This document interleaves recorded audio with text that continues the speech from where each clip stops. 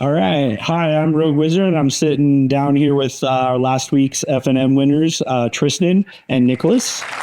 Tristen here played four-color Jeskai Control, took first this week, and from second last week. And then you didn't come last week, but you came for the first time this week and got second with Naya Yuna. And you actually didn't have a loss. You went 3-0-1. Yeah, technically undefeated. Yeah, so that's part of why we're doing definitely both of you this time, because you took, it was a really close second. But yeah, Tristen, do you want to tell us a little bit about your deck? Yeah, so it's a four-pillar control. This is the more Jeskai variant. Us, camera, whatever feels natural. Just don't look back there. It's the Jeskai variant as opposed to the black version's been seeing a lot more play now with like main deck deadly cover-ups. But I didn't really like it for our local meta, so I changed it up to the Jeskai version. Okay, so you went back to three color? Jeskai with black. There's splash. There's like three main deck black cards. Okay, so it's mostly Jeskai, but got a splash of black in it. Okay, and yeah, Naya, do you want to tell us a little bit about your Naya Yuna deck? Yeah, so this Naya Yuna deck, it's been a rogue strategy for a while, ever since Final Fantasy came out. It mostly runs the summons as well as the overlords from Duskmourn to reanimate them using Yuna. She has an end-step trigger to reanimate them. And it's pretty much been a pretty similar list as time went by. I did try to practice with the five-color Yuna list until Badger Molkov was banned. So after the ban list, I just switched back to Naya. Gotcha. Cool, yeah. All right.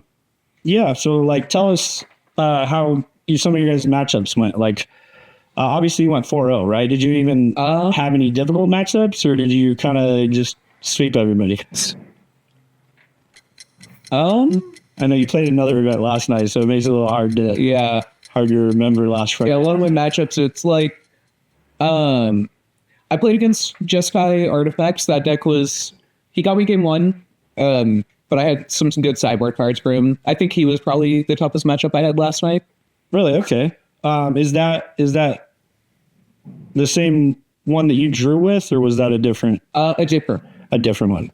Okay, so you drew with the Jeskai Artifact. I drew against I believe it was like Jeskai Weapons. Oh, yeah, the weapons manufacturer. So that was a different from what he's talking about. Yeah, okay. And that was really the only you kind of swept other than that? Yeah, a couple of my opponents just didn't draw what they needed. Like my round two opponent was missing land drops and then hitting only lands. Gotcha. Yeah, and so Matt actually, who took first last week and then first in another event, fell to fourth. Did you play him at all? I did not. Did you play him at all? I actually, no. Oh, so yeah, I don't know. So wonder what happened there. Maybe he just didn't do as well in the early rounds and didn't end up playing against you guys.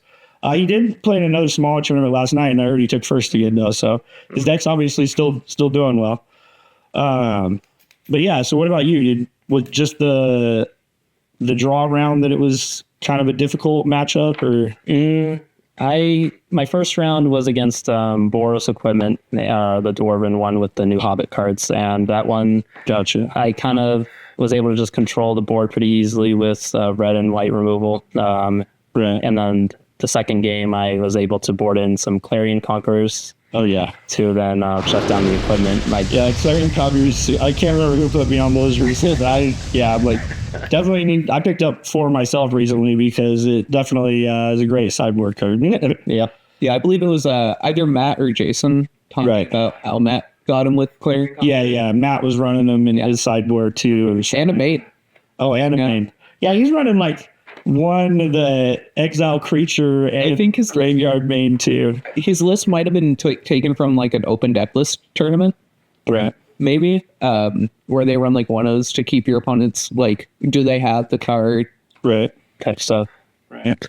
So yeah, I mean, you guys. So Jeskai Rev is obviously a deck via play. Is there anything more different that you've kind of made choices with for our current meta that we didn't already cover? Or did you kind of? I tweaked the sideboard a little bit, but there was nothing like I didn't make any too two big innovations. So it's kind of just run of the mill. It's pretty stock. What about you with your Naya deck? Is it kind of pretty stock, like things being played, or When I brought it in, yeah, it was more of a generalist, like cookie cutter list of Naya Yuna. I tried to keep it broad for a new local meta, but gotcha? I definitely will be making some changes after experiencing it. Yeah. Okay, what kind of? Yeah. Oh, is that a lot of equipment, especially with the new Hobbit set and everything? Yeah. What kind of changes are you planning on making? Yeah, so I did have a one of High Noon in the list because I felt that was pretty good against more of the faster decks. Right. So in the later turns, they can't double spell as easily. Right. But I feel that there's also some just control decks in the format here. Right. Yeah. But That's also where it just really becomes a double-edged sword against control, where if my one spell gets countered, then that's my whole turn. right. Yeah. That's right. I also felt I had a blind spot against artifacts in general. I had like Get Lost, Torster Towers, and only like one Aang's Iceberg. So I felt that I should also be switching in some more for artifact tape. It seemed like on round 4 you did get your opponent with an Ultima though post board. I did have one Ultima on the side, yeah. Yeah. Ultima definitely can make a difference. Yeah, right. I love it against weapons because then all their munitions do not trigger. Yep. Right. Yeah. Definitely has its uses for stuff like that. I've been pretty high on High Noon for a bit as well. I played Blue White Flash for a while in Standard, and was so good in that deck. It wasn't that present in last Friday as well. I believe someone was playing his Jeskai Flash. Oh, just Yeah, it's kind of like a prison lockout. It exiles everything. like with seeing. Yeah, it makes an interrupter. Yeah, it makes it cost more. Yeah. Stuff like that. Yeah, and then it has some of that in the sideboard too, so that it can kind of change more to high type stuff. Yeah. Cool. Did you want to actually like show some of your deck on the camera and just kind of go through it? Yeah, sure. Like maybe you're. So I do have 2 cards already here that are in already, but like for tweaks. But yeah, mainly it's kind of just stock like Naya lands here. Right. Overlord the Boiler Bilges is the main reanimate target most of the time. Just You're running 4 of those too, right? Yep. Run 4, it's usually the best one to draw and to reanimate because it is enters and attacks to deal 4 damage to any target. So as soon as you play Yuna, it will revive Overlord and then kill something. And because it's still your turn, Yuna, which if I bring it up over here, gives herself and enchantment creatures trample, lifelink, and ward 2. Okay. So if you reanimate an Overlord, the Boiler Bilges, the 4 damage will also have lifelink. Oh, that's kind of Yeah. interaction. Yeah. So and then over time, if these 2 stick together, you're basically gaining like at least 7 life a turn or 9 life a turn. It ends up just ramping up your life gain, and even if you do get board wiped, you will have time to reestablish after all the life gain you Right. It gives you time to get back in. Yep. So I also just don't get afraid of using shocks because I will just gain all the life back from you playing Yuna. Yeah, I definitely run into Yuna a decent amount online, and once it's out, it's like if you don't have a way to handle it, it's just take it out of the game. Basically. Yeah, was that most of what you wanted to show in it, or? I could show a bit more, sure. Formidable Speaker is on one of the newer cards when I was last playing Standard, actually, where it's basically just tutors for Yuna while also setting up your graveyard. So you can draw your reanimate targets, discard it to Formidable Speaker to find Yuna. It's a pretty good setup. Sometimes even the untap another target permanent is really nice with like FOMOs in the list. If I can find that real quick, because it makes them, able to attack a second time during that extra combat. Right. Another big value piece is Terra, Magical Adept, mainly because it's not only just milling you 5 to set up your graveyard to reanimates, but can also find all your enchantments that are usually just good spells to play, like Seam Rips. Can also play Aang's Iceberg, sometimes even sideboard pieces like High Noon. Right. As long as they're enchantments, she can fetch them from her mill trigger. Right. And even her trance ability is an endgame finisher if you let her stay alive. Yeah, what does the back do? Yeah, let's show that real quick. Shit. So as for Terra here, creates a token that's a copy of a non-target, or copy of target non-legendary enchantment you control, and it gains haste. If it's a saga, you can put up to 3 lore counters on it if you like, and sacrifice it. Which means you activate those triggers when you Yeah, put so lore counters on it, right? Right. So as soon as Terra transforms, she copies something, and then at your first combat main, she copies another thing. So this is really great for just copying not just your reanimate targets, but sometimes like an Aang's Iceberg or Seam Rip, just to like hit tokens or whichever thing you need to get rid of for the turn. Right. Well, so when control is not a factor, like what's your favorite target to target for like to keep aggro going? And Boiler Villages again is the biggest one, the most common one to target because it will enter, deal 4, attack, deal 4, and also is a 5/5 with lifelink. Yeah, because the edge trigger, the haste trigger, Yeah. and the combat trigger. Yeah, that seems pretty strong to me. Yeah. I recall a game where they had the Boiler Overlord Terra, flipped Terra with the Elspeth in play. Oh, Yeah, so with the Elspeth, you'll make 2 copies of it. Yeah. I lost that. yeah, and just all those triggers back to back. Yeah, all that life. Yeah, it definitely seems pretty strong. Yeah.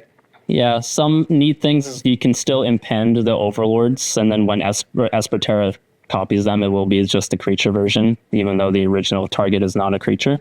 Okay, So yeah, that's good to know too. Yeah, if you just play Overlord as like a 4 mana deal 4, then Terra could still turn it into a 5/5. Yeah, I'll just copy the base characteristics of this spell. right. That's nice interaction. My favorite interaction with Terra, though, this never really happens. It's very magical Christmas land here, but it's with Summon Bahamut's, which I do run in the side, I believe. Let me go. Gotcha. Yeah, It is a bit of a reader as well. that's the one that puts out all the 2/2s. That's Summon Knights. Oh, okay. Bahamut. Yeah. I don't play this deck.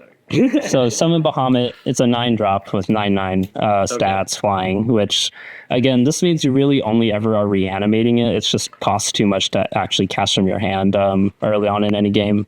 But it has the first 2 chapters to destroy just any target non-land permanent, chapter 3 to draw 2 cards, and chapter 4 Mega Flare. It deals damage to your opponent equal to the mana value of all your other permanents that you control. Yeah, it's a 9/9 flyer. So when you're popping it out as a 9/9 flyer, you're destroying 2 permanents and drawing cards off of it, right? Which it will always enter with just the 1 lore counter. So when Esper Terra says you can add up to 3, you can add 3 and make it deal the whole thing. But once you add the 4th counter, don't you have to sacrifice it? So I believe it sacrifices after the 4th resolves. So if you added all 3, you wouldn't be able to still attack with it, though, would you?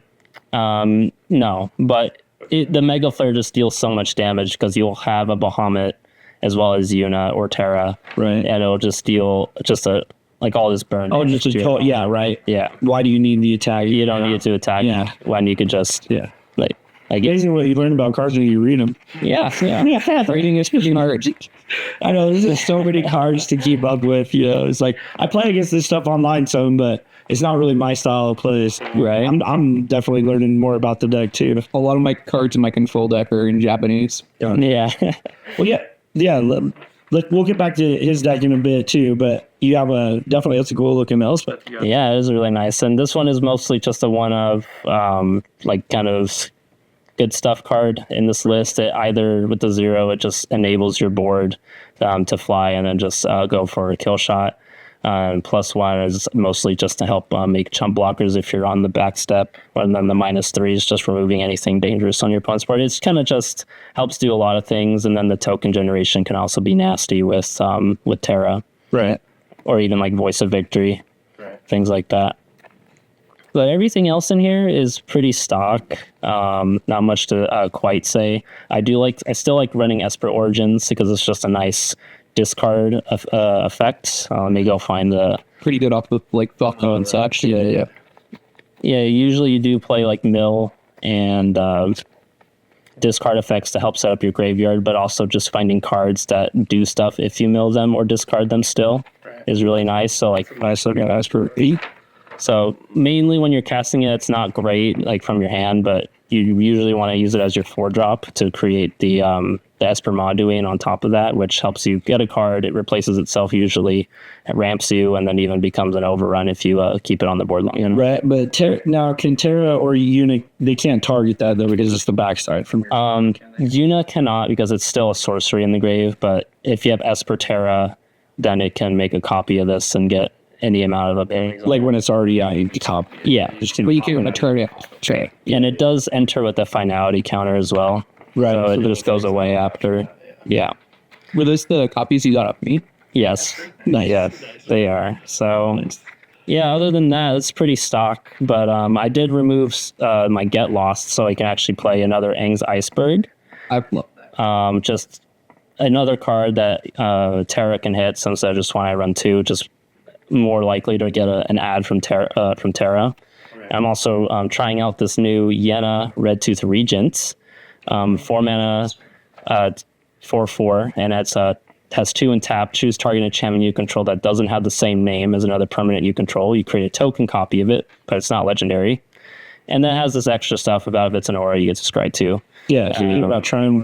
And then activate only as a sorcery. Yeah, this is more of a control piece. It's just a 4 mana 4/4 baseline. That's kind of what I'm hoping for, really. And if they leave it alive, then you could just make token copies of your control enchantments or your impended overlords. So kind of more for like longer grindier games. Yeah, and it's just another name compared to Yuna. If I do get, I think the weakest part of this deck is cards that can just name Yuna and then exile them, like Deadly Cover-Ups. Well, yeah, that brings up a good point. Like one of the things I have on here, like weak matchups. Like, yeah, definitely that. Like if they can just strip your Yuna out of your entire deck, that is definitely. It is. I do find it difficult because it is your main reanimation. And then if you just have to rely on Terra, then you become very much weak to just board wipes at that point. So I'm thinking of maybe just running another like name that could still make copies of stuff immediately, like without investing too much mana into them. I think is pretty strong. Testing that out. And I do not have the card on me yet, but I'm trying Vastland Scavenger. It's a 3 mana 4/4 from Secrets of Strixhaven, and it just as Death Touch and enters prepared. Then it has like this 5 mana sorcery on it that makes you mill 7. Then you just reanimate a creature. It's creature or a creature, just creature. Yeah, but still. So mainly it's great because you can also reanimate not just your overlords, but Yuna with it. Right. So yeah, then Yuna and then Yuna reanimate. Exactly. So it just kind of starts your reanimation. And if anything, it's just a 3 mana 4/4 with Death Touch. It's just pretty pushed stats. Right. Yeah. Yeah. It's not. Yeah. It seems solid. Yeah. So just more enablers. Right. Is what I would add. Right. Well, I definitely feel it's easier to go into your deck because you remembered to bring yours with you. Tristen, we haven't really gone into his deck too much. Because you graduate with him, the person who has it's like all the way up in quarter. So we can't really do more than just like show screenshots of his deck list. But I don't know, I feel like we covered yours a bit, but it is kind of cool to show it off. It's a fairly stock. Especially because you got a lot of really cool printing and stuff. Maybe we'll... Little Silver Scrolls. Maybe I'll just get you should set up your phone like this week on tonight and just thumb through it really quick. Well, you don't have it tonight. I get both nights. Whenever you can before I finish editing and put a sync together. I guess. I don't even want to get it out. Oh, my Friday. Yeah. But that's meant to bring it Thursday. Right. Yeah. One thing I did want to talk about is just like how nasty Jeskai Revelation is now with is it resonating? Tablet and Discovery. Tablet and Discovery. We were talking, yeah. Well, both of them risky. Yeah. Tablet's just a more consistently good one. Right. It's only 3 mana. It does something when it enters by drawing a card and just immediately pays for 2 of it. Right. So the rocks, it's a really good rock to go with it. But I also just the fact that when you don't run the resonating loot at all. I do not. I tried control with it. I thought you were running it before. I was not. I ran it when Strixhaven first came out. And it felt good, but slow. Okay, well, that's good to know. Because I haven't been running into it online. And when I see people playing Resonating Loot online, especially if it doesn't make Jeskai Rev feel like it costs so much anymore. Instead of, it's like, oh, I just have to tap 4 mana now. My thing is, they're both letting you do it on the same turn 5. But if they blow up your loot, then you didn't get anything back. Okay, so that's good. That's good to know. So, because I feel like there's probably a little bit of variation between what people are using, because I've seen that online some. And yeah, I feel like if I don't have an answer for that and they just have a handful of stuff, I'm not doing anything at that point. Game is over. All right. Well, so yeah, you're planning on coming back, both of you with the same deck mostly, with some tweaks. Yeah. It'd be kind of funny to see. You guys didn't play against each other last time. How do you guys think that match would go? I don't know. I have a lot of good sideboard stuff for them. But they also have sideboard stuff for me. Yeah. I think it could be pretty even as well. I do have some like Voice of Victories in the side to be able to help with dealing with counter spells mainly, as well as Cavernous Souls in the list. Right. I think the biggest weakness of the deck is just like constant board wipes, and especially with deadly cover-ups, which he might be citing them back in after hearing that I got second. But yeah, usually that kind of card being able to exile not just board wipe, but also exile a unit from the list makes it pretty hard to come back. Right. What do you think could give you a problem for this deck? Honestly, just sticking an Overlord sometimes, even though it's just impended, can be a threat. I haven't played against the deck recently with new control, but I remember in old control, just when they jam an Overlord, you have to deal with the enchantment and the thing it does. It'd be kind of a problem. Right. I've had to play the matchup more. It's been a bit. The list can also, it is a mid-range list, and it can kind of pivot more towards aggro, where you can have like FOMO on turn 2, Terra on turn 3, it mills 5, turns on Delirium possibly, then the FOMO attacks for 4, and then if that stays for turn 4, then Terra's going to get 2 combats for 8 damage as well. Gosh. So it could be a total of like 16 to 18 damage by turn 4. It's uncontested. Yeah, right. That plays out pretty well. Yeah. Or even just post board with Voice of Victory. It goes even crazier with FOMO. Okay.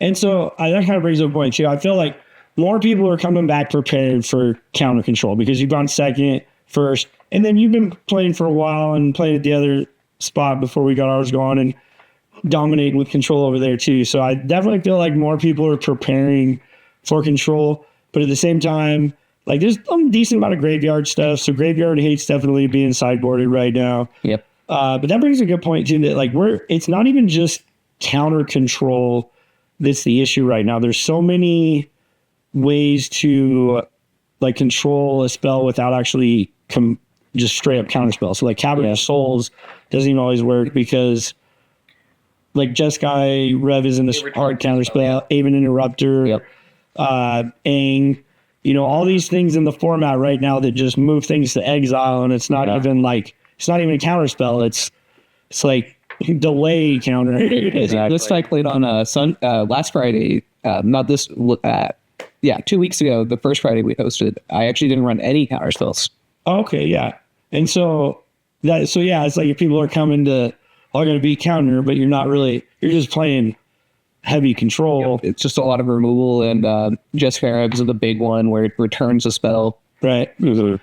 Yeah, I feel like this is only helping me so much. We're still a little all over the place, but yeah. So like we know how his deck wins. Like, what's your main win condition? Like, what's the main ways you get to the win with control? It's typically just burning them out. Just burn, yeah.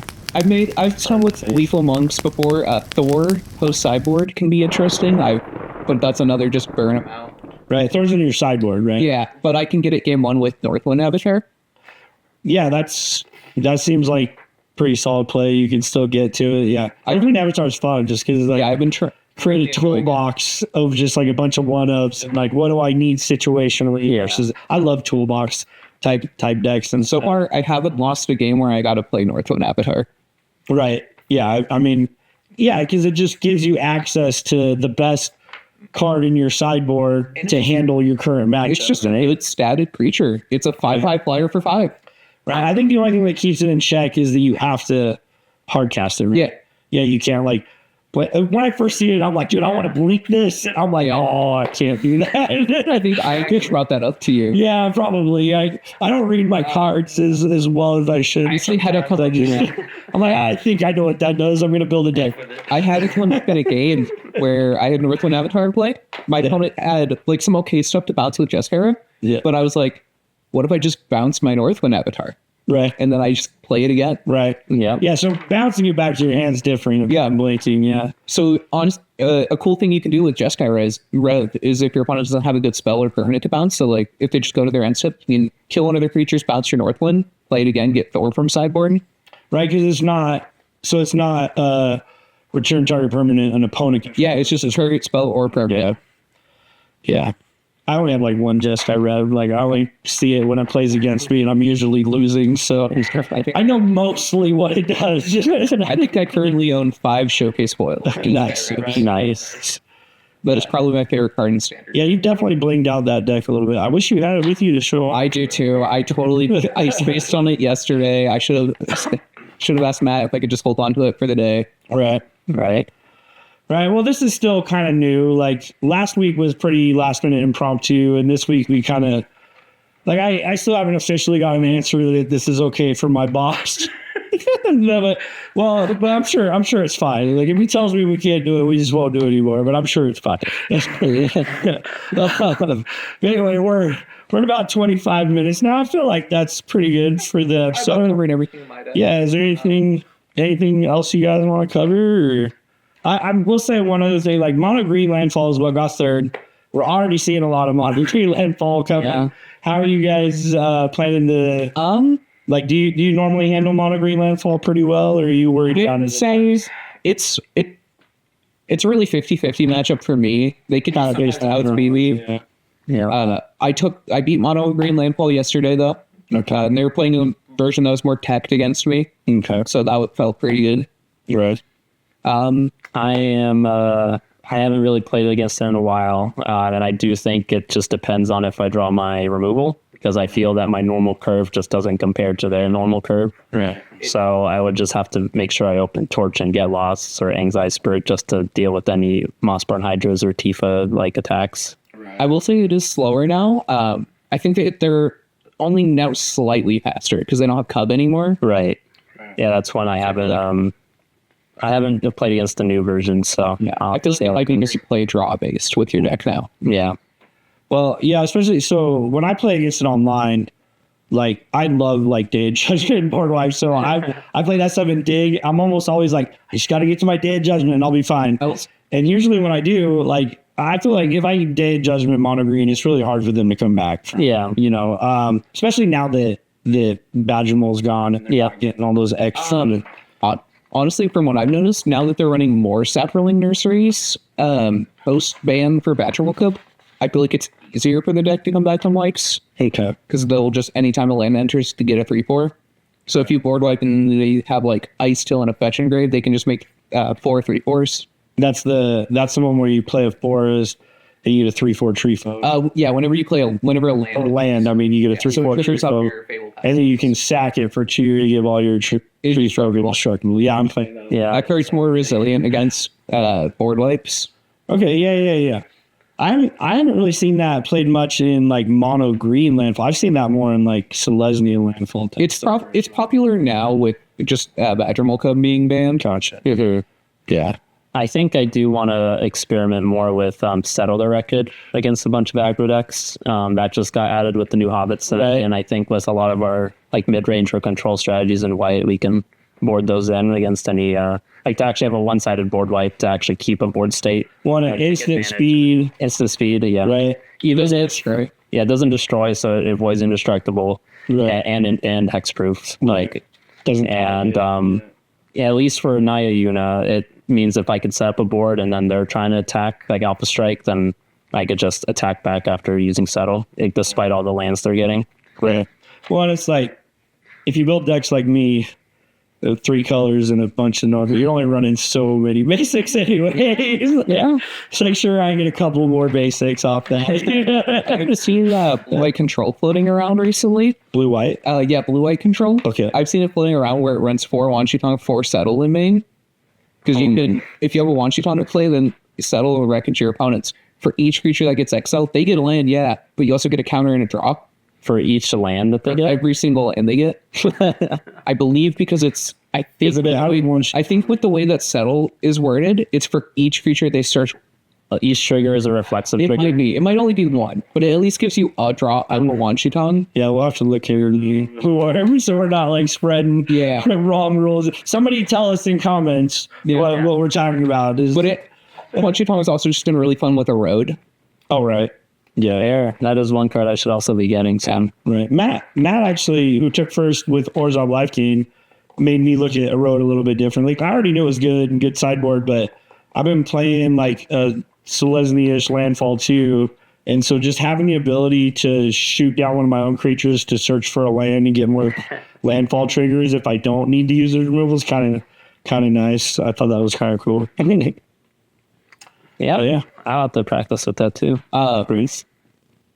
Gosh. Final thoughts. No, lost it. What I was going to say. Yeah, it's easy to lose it. That's why I have this. I've been like trying to remind myself. Matt's a dirty liar. He was only running 3 Helias last week. Oh, yeah? Did he say he was running 4 videos? Running 4. Did he? Oh, yeah, I'll have to look at his deck first. Right. All right, well, we'll just totally have to disqualify his win because he submitted the wrong list. Yeah. It's been known because I deadly covered up his Helias. Oh, gotcha. Yeah, nice. Yeah, deadly cover up's definitely. I've been loving that card. I actually pulled it in the prize pack that I got last week. Nice. Yeah, Jason the deck he was playing, he was like, this deck needs board wipes. I'm like, I don't know how I forgot to put them in the sideboard. I'm sorry.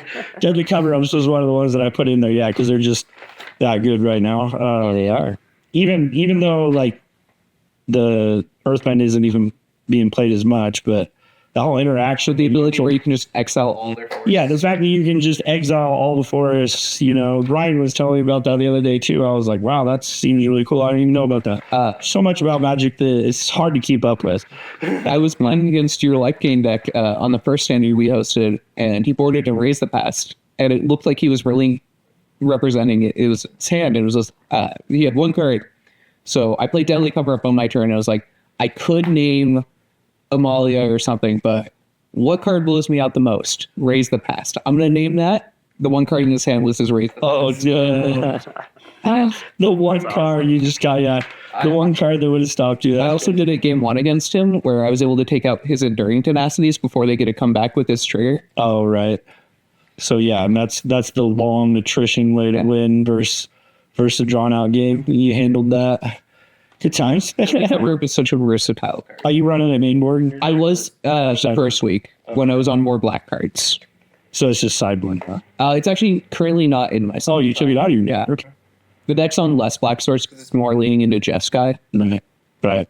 So the only cards that have black pips are like singleton black pips. Right. Well, you didn't even get to see if your adjustments really mattered against Matt, who took second. I would have played. You guys didn't play. We also didn't play yesterday. Matt didn't. Yeah, who were your opponents? Like, what did you run against? I played against black green elves and green landfall. Just two different. And it's like if you can stabilize and control, like mono green landfall comes out so fast, but it's also like at a certain point it's so hard to come back when you're getting controlled or wiped or whatever. Yep. I feel like it's a matchup where if I'm going first, I probably win. Right. So it's a really die roll dependent. Gotcha. Awesome. Well, I feel like 33 minutes, a little bit shorter than last time. The last time went way longer than we tried, so I feel like that's probably a good spot to end it. We have our next FNM this Friday. I don't know what the date is, but offhand. But every Friday now we're trying to build off of it. We had 13 show up in the first one, 15 in the next one, trying to build that up and kind of keep this stuff going. I think we might even invite more people to just kind of sit and hang out next time if people are interested. Just let us know. It's been a lot of fun. Thanks for coming and sitting down with you guys. Thanks for having us. See you guys on Friday.